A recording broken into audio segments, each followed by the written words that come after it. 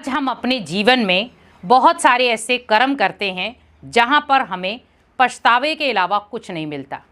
लेकिन आज हमें ये चीज़ें भूलनी है। हमें अपने कर्मों की रेखाओं को सुधारना है, चमकाना है। उसके लिए कुछ प्रयास हमें करने होंगे, क्योंकि आज जिस प्रकार के हम कर्म कर रहे हैं, हम कर्म करने के बाद सोचते हैं कि ये क्यों किया या क्यों हो गया। हमेशा याद रखें कि हम जो भी कर्म करते हैं वो सोच समझ कर ही करते हैं। कई बार हम अपने आप को बचाने के लिए ये ज़रूर बोल देते हैं कि करना नहीं था, हो गया, चाहते नहीं थे, कर दिया, मन से नहीं किया लेकिन हो गया। आप सोचिए, जब आप इन हाथों द्वारा कोई कर्म करते हो तो पहले उस कर्म की धारा यहाँ से चलती है। भले आपने 5 मिनट पहले कुछ भी नहीं सोचा था, लेकिन 5 मिनट के अंदर ही आपके माइंड ने वो संकल्प क्रिएट किया और आपके वो कर्मों में आ गया। अगर उसमें ही आप थोड़ा सा अपने आप को सतर्क कर लेते तो शायद बच जाते। जैसे कई बार होता है ना, हम कुछ भी गलत कर देते हैं कर्म। मान लो कहीं चोरी करके आगे, किसी को मार के आगे, किसी को गाली निकाल कर आगे, किसी से लड़ाई करके आगे, किसी का अपमान करके आगे,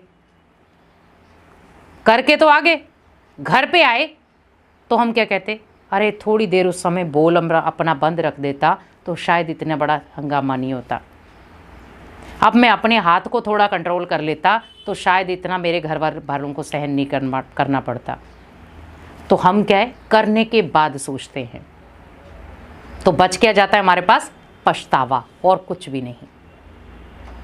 और उससे घर परिवार में कितनों को दुख हो रहा है वो भी अलग, अपनी इमेज डाउन हुई वो भी अलग, और हम जो अपना मानसिक संतुलन खो बैठे वो भी अलग। तो यहां पर मुझे ये देखना है कि मेरे कौन से कर्मों से मेरे भाग्य की रेखाएं चमक सकती हैं और कौन से ऐसे कर्म हैं जिनसे मेरे भाग्य की रेखाएं चमकने के बदले और अंधेरे में आ जाएंगी। कई बार हम कहते हैं हम खुद अपने भाग्य के निर्माता हैं और खुद अपने भाग्य को उजाड़ने वाले भी हैं। और हम दोष किसको देते हैं? भगवान को। भगवान, आपने मेरा भाग्य ऐसा क्यों बनाया? अब आप अगर अपने आप से पूछें कि आपने अपने भाग्य को ऐसा क्यों लिखा, क्योंकि भगवान ने निर्माता आपको बनाया था, भाग्य की कलम आपको दी थी, कर्मों के सिद्धांत आपको समझाए थे, कर्मों का विचित्र खेल आपको समझाया था। कर कौन रहा था? भगवान तो नहीं कर रहे थे ना, कर तो हम इंसान ही रहे थे। तो जब हम कर्म करने से पहले नहीं सोच पाए तो फिर जब भाग्य बन गया फिर क्यों सोच रहे हैं? इसीलिए हमेशा कोशिश करें कि मेरे भाग्य का निर्माता मैं हूं। भगवान ने कलम मेरे हाथ में दी है, अब मैं उस भाग्य को अच्छा बनाऊं, उस भाग्य को खराब करूं, वो मेरे हाथ में है। आज मान लो बच्चे का एग्जाम है, फाइनल, तो घर में मम्मी पापा क्या कहते हैं उसे? बेटा पेन ले लिया आपने, स्केल ले लिया आपने, आपको जो चीज़ें चाहिए वो प्रॉपर ले लिया आपने। फिर हम पेन को भी चला कर देखते हैं कि ये चल रहा है या नहीं, पेन की इंक पूरी है या नहीं है, एक पेपर के लिए। क्योंकि वो पेपर भी आपके कहीं ना कहीं भाग्य को बनाने वाला है, आपको जॉब देगा, अगली क्लास में लेकर जाएगा। तो कितना ध्यान रखते हैं उस पेन का भी हम, क्योंकि उस पेन से भी क्या कर रहे हैं, लिखेंगे। तो जब मैं एक स्थूल पेन का इतना ध्यान रखता हूं कि इसका जो लिखा हुआ है वो मेरे भविष्य को बदलेगा, मेरे वर्तमान को भी संवारेगा, मेरे भविष्य को भी संवारेगा, एक पेन। तो हम क्या करते हैं, पेन की भी चॉइस करते हैं कि कौन सा पेन अच्छी राइटिंग करेगा।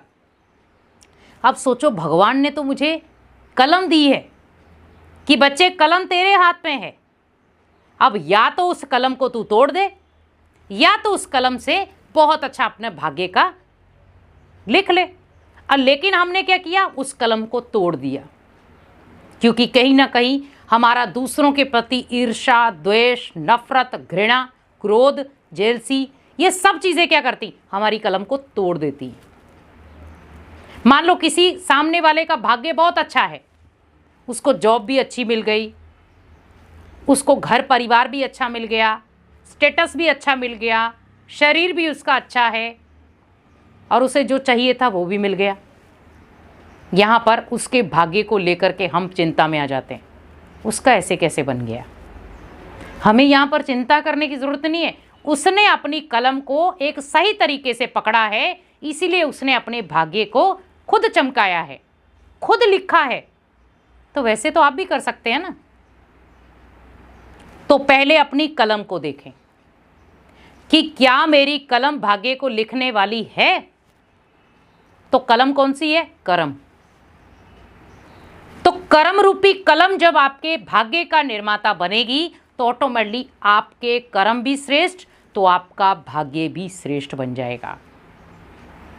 क्योंकि अगर आपने कर्म श्रेष्ठ किए होंगे, आपके अगर कर्म आपके भाग्य को चमकाने वाले होंगे, तो उसके निर्माता आप बनेंगे। अब आपने कलम तो ले ली लेकिन उसमें इंक नहीं है, तो कोई फायदा नहीं है। आप कर्म तो कर रहे हैं लेकिन कर्म साधारण है, तो उसका कोई फायदा नहीं है, क्योंकि साधारणता में चल रहे हैं हम। लेकिन यहां पर भगवान कहते बच्चे ऐसे कर्म करो जो भगवान भी आपके कर्मों को देखकर खुश हो जाए। आप तो अपने भाग्य को बना ही रहे हो, लेकिन वो भी उसमें अपना श्रेय डाल दे कि देखो ये मेरा बच्चा अपने भाग्य को बनाने में कितनी मेहनत कर रहा है, तो मैं भी थोड़ा सा प्रयास करता हूं। तो वो और आपके भाग्य को उज्जवल बना देता है और श्रेष्ठ बना देता है।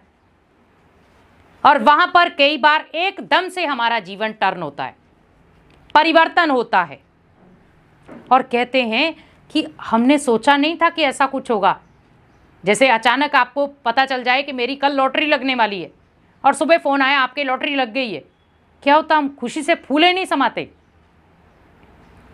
जैसे कई बार हम मान लो कोई शो देखते हैं, बहुत सारे सिंगर हैं, गीत गा रहे हैं, सभी ने अपनी तरफ से परफॉर्म बहुत अच्छा किया होता है, लेकिन जब लास्ट वाला दिन होता है, वो लास्ट जो परफॉर्म करते हैं उसमें उनकी धड़कनें बढ़ जाती हैं। पता नहीं मैं सेलेक्ट होऊंगा कि नहीं, पता नहीं मैं विनर बनूंगा कि नहीं, पता नहीं क्या होगा मेरे साथ, पता नहीं मेरे फर्स्ट नंबर में आऊँगा, थर्ड नंबर में आऊँगा, सेकंड नंबर में आऊँगा या फेल ही हो जाऊँगा। तो उस समय हम क्या करते, एक अंदर डर रहता है, पता नहीं मेरा भाग्य मेरा साथ देगा नहीं। तो फिर हम उस समय बार बार याद करते अपने भाग्य को, क्योंकि हमने जो गीत गाया कर्म तो कर दिया। अभी यहाँ पर अपने भाग्य को कि अब मेरा भाग्य चमकाने का बस यही एक मंच है, बस मैं विनर बन जाऊं, मेरा भाग्य उज्जवल हो जाएगा। तो हमें वो कुछ सेकंड या कुछ मिनट कहें, स्टेज पर खड़ा कर दिया, बस अनाउंस करना है विनर कौन है, हमारी धड़कनें और तेज हो जाती हैं, क्योंकि वो भाग्य के साथ कनेक्ट है। तो आप सोचिए कि एक अनाउंसमेंट ही आपके भाग्य की निर्माता बन गई। आप सोचिए आपने कितनी मेहनत की थी, जबकि आप पहले भी बहुत सारे गीत बोल रहे थे, उस समय आपको कोई डर नहीं लगा, लेकिन लास्ट में आपको ऐसा डर लगा, पता नहीं विनर बनूंगा कि नहीं बनूंगा। अपनी तरफ से तो परफॉर्म अच्छा किया है। तो यहां पर जब हम विनर बन जाते हैं तो ऑटोमेटिकली हमें क्या लगता है कि आज मेरा भाग्य का सितारा बुलंदी पर है, तो हमारी खुशी का ठिकाना नहीं होता। क्योंकि कहीं ना कहीं भाग्य बनाने के लिए हमेशा याद रखें, आपकी खुशियों के द्वार हमेशा खुले हुए होने चाहिए, खुशियों का दरवाज़ा हमेशा खुला हुआ होना चाहिए। क्योंकि जितना आप खुश रहेंगे उतना आपके भाग्य की रेखाएं चमकेंगी, कर्म अच्छे होंगे, और जितना आप दुखी रहेंगे उतने आपकी भाग्य की रेखाओं में कहीं ना कहीं रुकावट आना शुरू हो जाएगी, रेखाओं में भी कट होना शुरू हो जाएगा। क्योंकि दुख के अंधेरे बादल कहीं ना कहीं आपकी सुख की रोशनी को ढक देते हैं। अगर जीवन में हमें सुख चाहिए तो ये अंदर से प्रण रखो कि मुझे अपने जीवन में किसी भी प्रकार का दुख आने ही नहीं देना है। क्योंकि अगर दुख आ रहा है तो मुझे उसको परिवर्तन करना आना चाहिए, और परिवर्तन मैं तब कर सकता हूं जब मैं उस चीज़ की विधि जानता हूँगा। इसीलिए अपनी भाग्य के निर्माता स्वयं बने, अपने भाग्य की रेखाओं को स्वयं चमकाएं, और जब आपके भाग्य की रेखाएं चमक जाएंगी तो तो ऑटोमेटिकली आप अपने भाग्य की रेखाओं से अनेक आत्माओं का भाग्य बना सकते हैं।